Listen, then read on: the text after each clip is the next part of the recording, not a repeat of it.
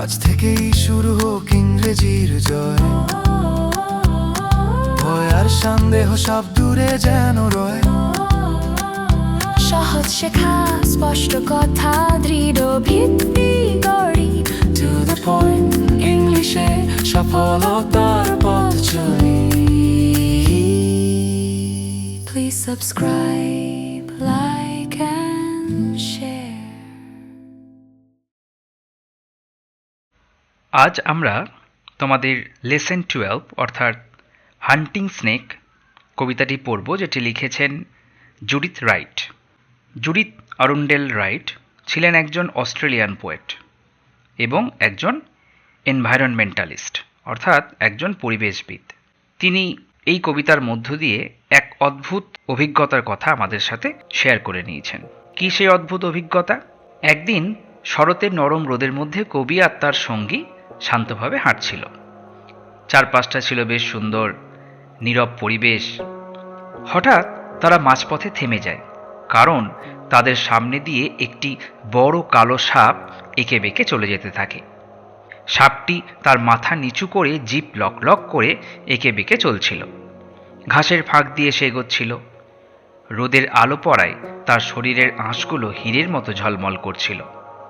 এই দৃশ্য দেখে কবি ও তার সঙ্গী এতটাই অবাক ও মুগ্ধ হয়ে যায় যে তারা চুপ করে দাঁড়িয়ে শুধু সাপটিকে দেখতেই থাকে। তারা একবারও ভাবেনি সাপটি কোথায় যাচ্ছে বা কি শিকার খুঁজছে। তাদের চোখ যেন সাপটি চলার সঙ্গেই এগোচ্ছিল। সেই মুহূর্তে তারা শুধু প্রকৃতির সেই সুন্দর ও রহস্যময় দৃশ্য উপভোগ করছিল। কিছুক্ষণ পরে সাপটি ঘাসের মধ্যে ঢুকে অদৃশ্য হয়ে যায়। তখন তারা আবার স্বাভাবিক হয়, গভীরভাবে নিঃশ্বাস নেয়, একে অপরের দিকে তাকায় এবং আবার ধীরে ধীরে তাদের নিজেদের পথে হাঁটা শুরু করেন। এই ছিল আমাদের কবিতা। এখন এই বিশেষ বিষয়টি তিনি আমাদের এই কবিতার মধ্য দিয়ে বোঝাতে চেয়েছেন। এই কবিতার যে মূল বিষয় সেটি হলো যে আমাদের প্রকৃতি একদিক থেকে যেমন ভীষণ সুন্দর, তেমনি একদিক থেকে ভয়ঙ্কর।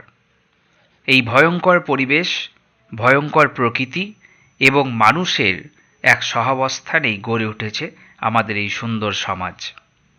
এই এক বিশেষ প্রেক্ষাপট আমাদের এই কবিতার মধ্য দিয়ে কবি জুডিথ রাইট তুলে ধরেছেন। এখন এই টেক্সটের প্রতিটা লাইনের কি মানে, প্রত্যেকটি শব্দের কি অর্থ, এসো আমরা সেগুলো দেখে নিই। দেখো, শব্দের যে বিশেষ বিশেষ মানে, যেগুলো একটু কঠিন শব্দ, সেগুলো আমি বাংলা লিখে দিয়েছি। তোমরা কিন্তু খাতা পেন সঙ্গে নিয়ে পড়তে বসো। কবি বলছেন, sun warmed in the late seasons grace under the autumn's gentlest sky. Sun warmed অর্থাৎ সেই দিনটা ছিল বেশ রৌদ্রতপ্ত। In the late seasons grace, সেই ঋতুর একদম শেষের দিক ছিল তখন, এবং চারিদিকটা বেশ সুন্দর লাগছিল। গ্রেস মানে সৌন্দর্য। Under the autumn's gentlest sky, শরতের তখন এক মনোরম আকাশের নিচে দিয়ে তারা যাচ্ছিলেন। এ দেখো কবি কি বলছেন, উই ওয়াকড, আমরা হাঁটছিলাম, and froze half through a pace, এবং হাঁটতে হাঁটতে হঠাৎ আমরা যেন জমে গেলাম। হাফ থ্রু আ পেস অর্থাৎ আমরা যে রাস্তা দিয়ে হাঁটছিলাম, আমাদের যাত্রার মাঝ পথে আমরা থেমে গেলাম। কেন থেমে গেলাম? The great black snake went reeling by, সেই বিশাল একটি কালো সাপ সে এঁকে বেঁকে চলছিল। হেড ডাউন, তার মাথা ছিল নত। টং ফ্লিকারিং, সে তার জিভটা লকলক করছিল। অন দ্য ট্রেইল, অর্থাৎ যে রাস্তা দিয়ে সে যাচ্ছিল সেই রাস্তায় সে জিভটা বারবার বের করছিল। এটা তো একটা সাপের স্বাভাবিক প্রবৃত্তি, তোমরা জানো। সাপ যখনই বুকে ভর দিয়ে এগিয়ে যায় তখনই কিন্তু সে তার তার জিভের মধ্যে সেন্সর থাকে বলে আমরা জানি, যার জন্য ওই জিভ বারবার সে বার করতে থাকে এবং তার কোনো শত্রুর কাছাকাছি কোনো অবস্থান আছে কিনা জানার চেষ্টা করে। হি কোয়েস্টেড থ্রু দ্য পার্টিং গ্রাস, সে ঘাসের ফাঁকে ফাঁকে, পার্টিং গ্রাস মানে ঘাসের ফাঁকে ফাঁকে, হি কোয়েস্টেড সে খুঁজছিল, থ্রু মানে মধ্য দিয়ে, হি কোয়েস্টেড থ্রু দ্য পার্টিং গ্রাস। এবার কি খুঁজছিল সেটা না বলে কবি এই সাপটির চেহারা দেখে এমনই মুগ্ধ হয়েছেন যে দেখো সেই সাপটির চেহারা বর্ণনা করছেন তিনি এখানে। কি বলছেন? সানগ্লেজড, তাই না? রৌদ্রে যেন ঝলমল করছিল। হিজ কার্ভস, তার শরীরের আঁক বাঁক, তার যে আঁকাবাঁকা শরীর সেটা যেন চকচক করছিল। কেমন শরীর? অব ডায়মন্ড স্কেল, তার গোটা গায়ে যে আঁশগুলো, আঁশের ওপর রৌদ্র পড়ে যেন হীরের মতো চকচক করছে। And we lost breath to see him pass, তাকে পেরোতে দেখে, তাকে পেরিয়ে যেতে দেখে আমাদের যেন শ্বাস আটকে যাচ্ছিল। আমরা শ্বাস হারিয়ে ফেলেছিলাম, শ্বাস নিতেই ভুলে গেছিলাম। হোয়াট ট্র্যাক হি ফলোড, সে যে কোন পথ অনুসরণ করছিল। হোয়াট স্মল ফুড, কোন ছোট্ট খাবার। Fled living from his fierce intent, তার সেই ভয়ঙ্কর উদ্দেশ্য, তার যে ভয়ঙ্কর লক্ষ্য, এম, সেই এমকে ফাঁকি দিয়ে কোন ছোট্ট খাবার যে ফ্লেড পালিয়ে গেছিল তার প্রাণ বাঁচিয়ে। উই স্কেয়াসলি থট, সেটাই আমরা ভাবতেই পারছিলাম না বা অবাক হয়ে ভাবছিলাম। স্টিল, এবং ভাবতে ভাবতে আমরা স্থির হয়ে গেছিলাম, এত ভয় পেয়ে গেছিলাম। অ্যাজ উই স্টুড, আমরা যেমনটা দাঁড়িয়েছিলাম তেমনিই দাঁড়িয়ে গেছিলাম। আওয়ার আইজ ওয়েন্ট, আমরা দাঁড়িয়ে গেছিলাম কিন্তু আমাদের চোখটা তাকে, আমাদের চোখগুলো তাকে ফলো করছিল।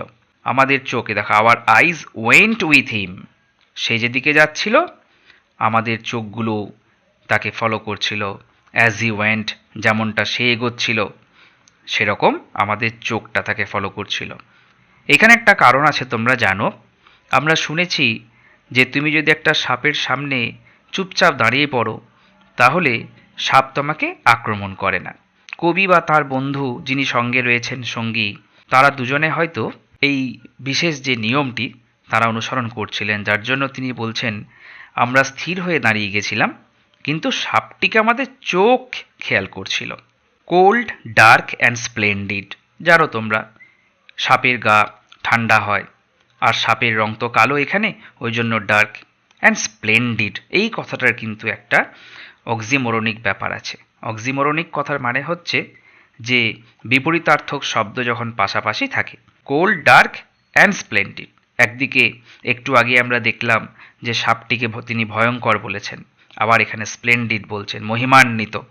তাহলে একাধারে আমাদের এই প্রকৃতি একদিকে সুন্দর, অন্যদিকে ভয়ঙ্কর। এই সাপটি যেন তারই একটা প্রতিবিম্ব। হি ওয়াজ গন, তারপর সাপটা সেই যে ঠান্ডা কালো চেহারার সেই মহিমান্বিত অর্থাৎ সুন্দর সেই সাপটা তারপর চলে গেল। ইনটু দ্য গ্রাস, সেই ঘাসের মধ্যে কোথায় যে হারিয়ে গেল। দ্যাট হিড হিজ প্রে, যে ঘাস তার শিকারকে লুকিয়ে রেখেছিল সেই ঘাসের মধ্যে সেও কোথায় চলে গেল।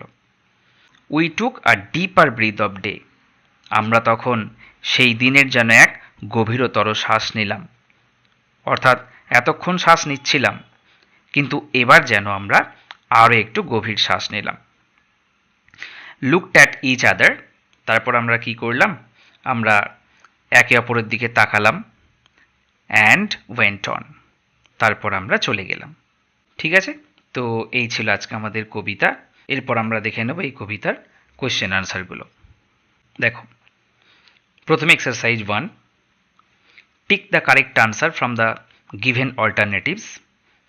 The poet was sun warmed under the gentlest sky of autumn, কবি শরতের মনোরম আকাশের নিচে দিয়ে হাঁটছিলেন, সুতরাং অটাম হবে উত্তর। The colour of the snake was black, সাপের রং ছিল কালো। The tongue of the snake was flickering, সাপ তার জিভটি লকলক করছিল। The shape of the snake scale was like diamond, সাপের যে আঁশ, স্কেল মানে আঁশ, একই কিন্তু বানান, তোমাদের যে স্কেলে তোমরা দাগ টানো ওই স্কেল এবং আঁশ অর্থাৎ মাছের আঁশ বা সাপের দেহের যে আঁশ, সরীসৃপের যে গায়ের আঁশ, তাদের ইংলিশ কিন্তু একই, স্কেল। তো এখানে ডায়মন্ড, ডায়মন্ডের শেপে ছিল। According to the poet, the intent of the snake was fierce, তার যে লক্ষ্যবস্তু, তার যে লক্ষ্য সেটা ছিল কিন্তু ভীষণ ভয়ঙ্কর। The snake finally disappeared into the grass, অবশেষে সাপটি অদৃশ্য হয়ে গেছিল কোথায় না ঘাসের মধ্যে। এবার আমরা দেখব exercise 2। Answer the following questions within 25 ওয়ার্ডস। 25 শব্দে উত্তর লেখো। How did the snake appear as it was moving through the grass? যখন ঘাসের মাঝখান দিয়ে এই সাপটি প্রথম আবির্ভূত হলো তখন তাকে দেখতে কেমন লাগছিল? যেমনটা কবি কবিতায় বলেছেন, as the snake was moving through the grass, যখন এই সাপটি ঘাসের মধ্য দিয়ে হাঁটছিল, ইটস হেড ওয়াজ ডাউন, তার মাথা ছিল নিচু, ইট ওয়াজ ফ্লিকারিং, ইটস টাং, সে তার জিভকে লক লক করছিল, and with a reeling motion, এবং সে আঁকাবাঁকা গতিতে, ইট কোয়েস্টেড থ্রু দ্য পার্টিং গ্রাস, ঘাসের ফাঁকে ফাঁকে সে তার খাবার খুঁজছিল। কোয়েস্টেড মানে খোঁজা। What did the poet and her companions do when the snake was gone? সাপটি যখন চলে গেল তখন কবি এবং তার যে সঙ্গীরা তারা কি করছিল? When the snake was gone, যখন সাপটি চলে গেছিল, the poet and her companions took a deeper breath of day, তারা সেই দিনের এক গভীরতর শ্বাস নিয়েছিল, অর্থাৎ অনেকক্ষণ পর আমরা যেমন হাঁপ ছাড়ি সেরকম। ভয় পাওয়ার পর যখন ভয়টা রিল্যাক্সড হয় তখন আমরা যেমন করি, এখানে সেই কথা বলা হয়েছে।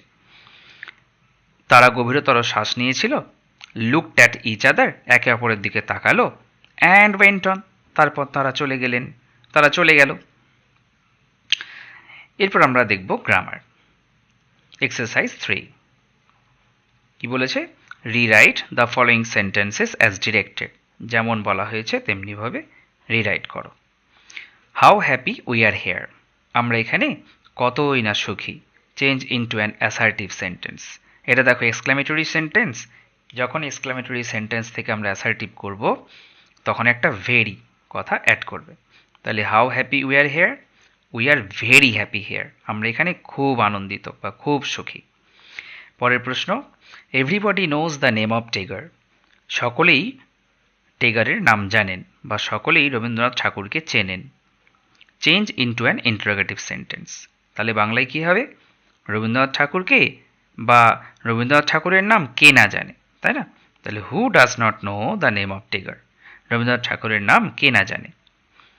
পরের প্রশ্ন, the painting is very beautiful, তাহলে দেখো এখানে ওরা ভেরি অ্যাড করেছে, আমরা হাউ হ্যাপি উই আর হেয়ারের সময় ভেরি অ্যাড করেছিলাম, ওরা ভেরি করেছে, তাহলে আমাদেরকেও যখন এক্সক্লামেটরি করতে বলেছে, এই দেখো এক্সক্লামেটরি, তাহলে আমরা কি করব? How beautiful the painting is, দেখো আমি ইজটা এখানে অরেঞ্জ কালারের করেছি কারণ এটা খুব ইম্পর্ট্যান্ট একটা জায়গা, ভার্বটা কিন্তু সাবজেক্টের পরে গিয়ে বসবে।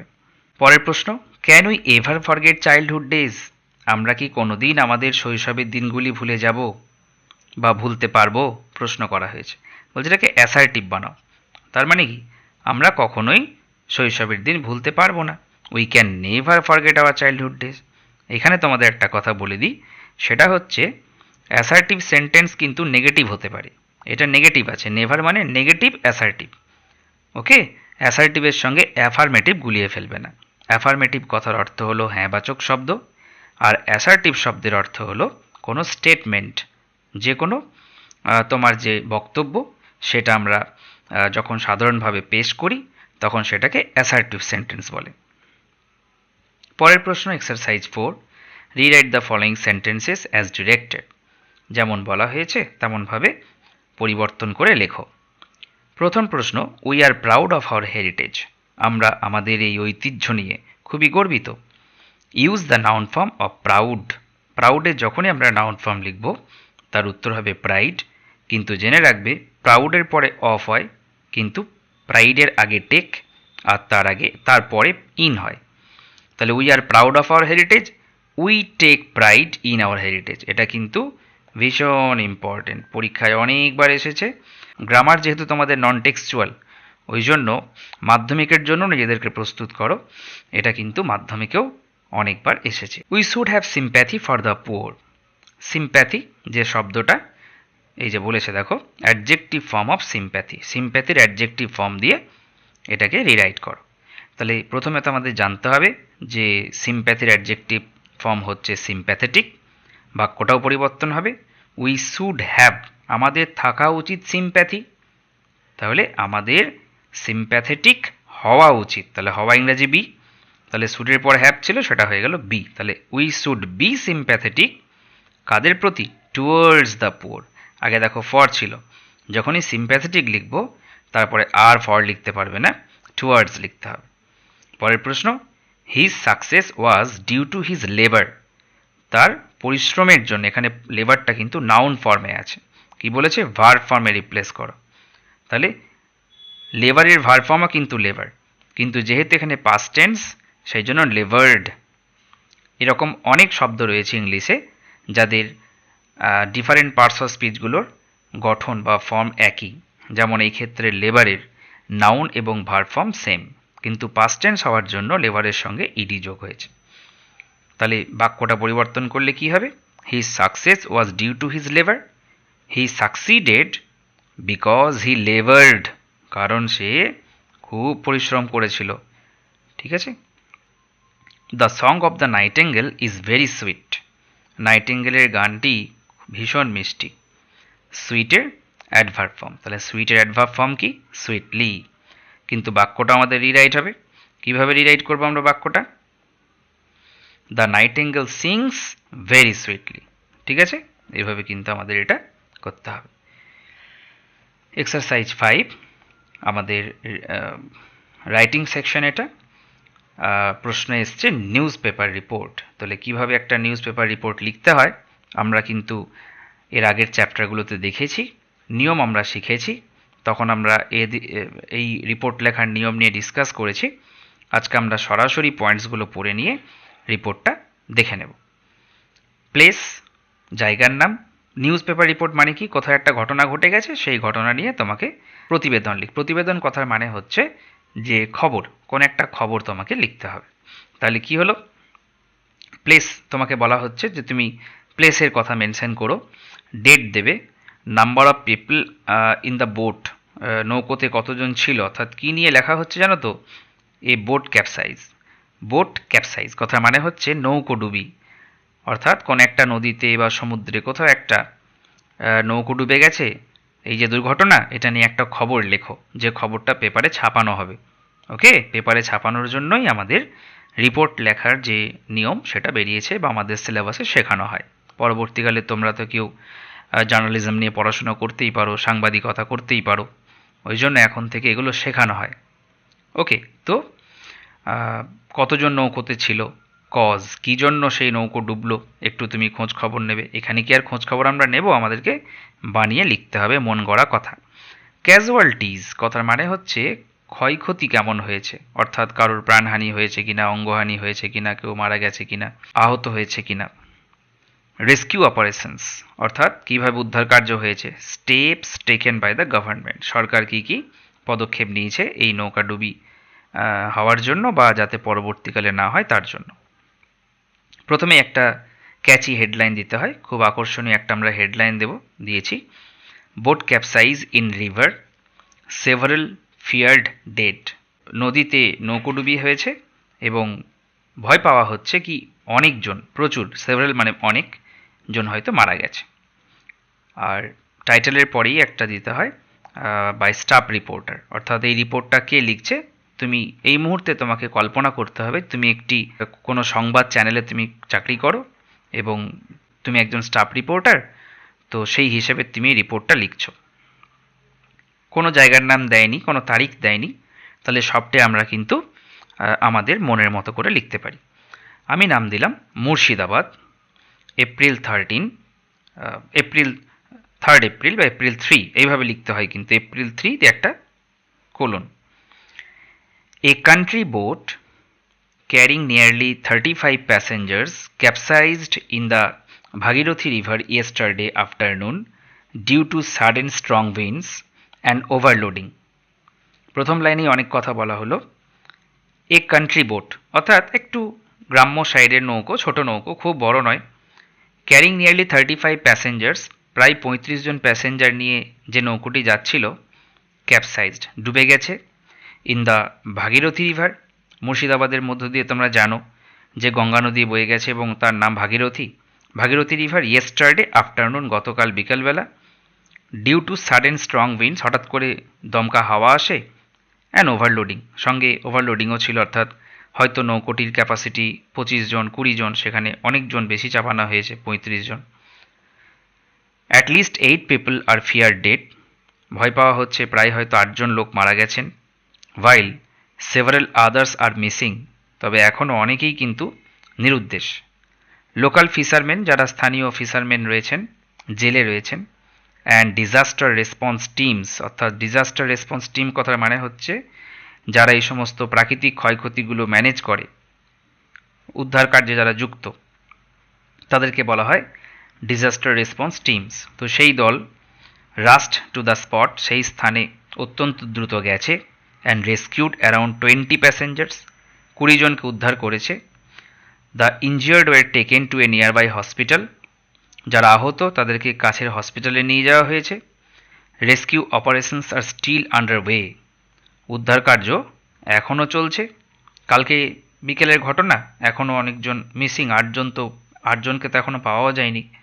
Authorities have launched an investigation, authority অর্থাৎ নৌকোডুবি হলে যে সমস্ত ডিপার্টমেন্ট রয়েছেন, অফিসিয়ালস রয়েছেন, তারা ইনভেস্টিগেশন করছেন।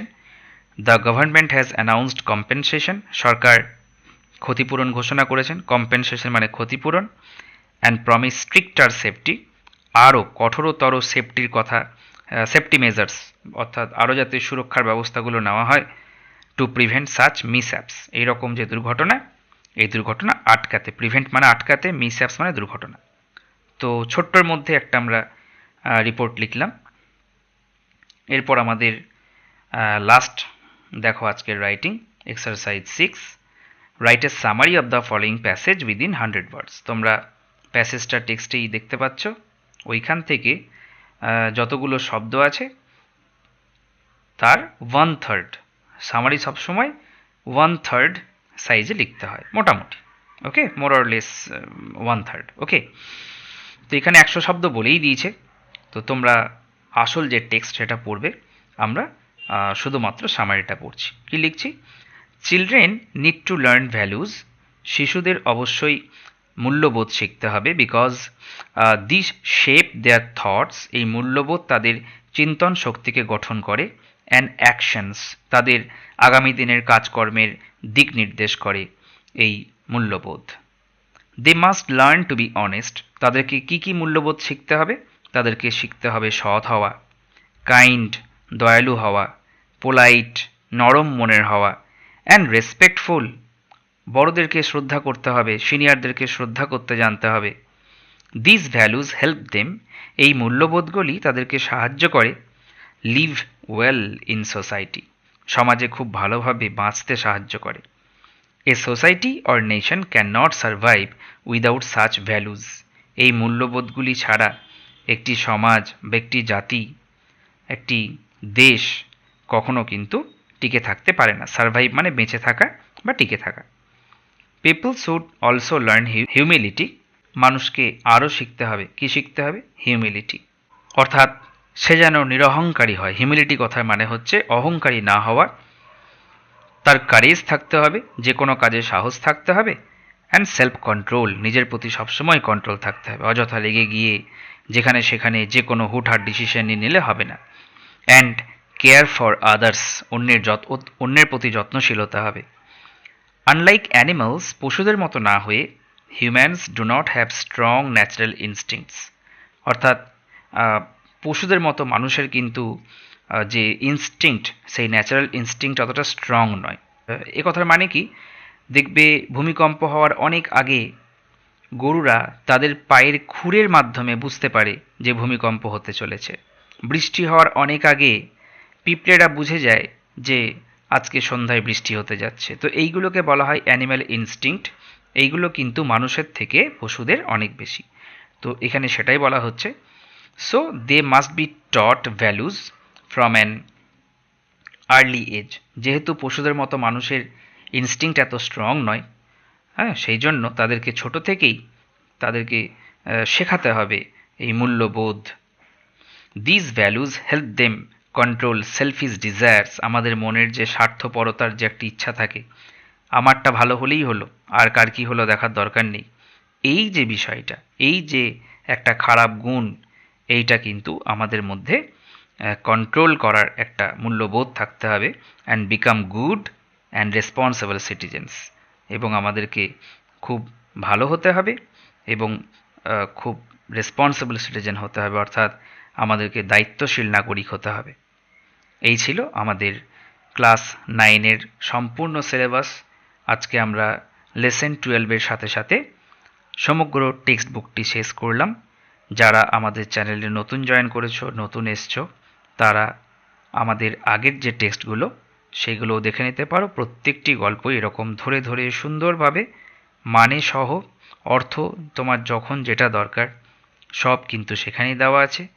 আর যে কোনো গ্রামার যদি তুমি খুব ভালোভাবে শিখতে চাও, তাহলে গ্রামারের জন্য বিশেষ যে আমাদের ফাইল, বিশেষ যে ফোল্ডার, বিশেষ যে ভিডিও, সেগুলো আমাদের চ্যানেলে গিয়ে খুঁজে নাও। আর আমাদের এই যে টেলিগ্রাম চ্যানেলের কিউআর কোড, এই টেলিগ্রাম চ্যানেলে তুমি জয়েন করলে যে নোটটি আমরা এখানে ডিসকাস করলাম, এই নোটের পিডিএফ ফাইল তুমি ওখান থেকে পেয়ে যাবে। এর পাশাপাশি রয়েছে আমাদের হোয়াটসঅ্যাপ চ্যানেল, যেখানে অবশ্যই তোমরা জয়েন হতে পারো।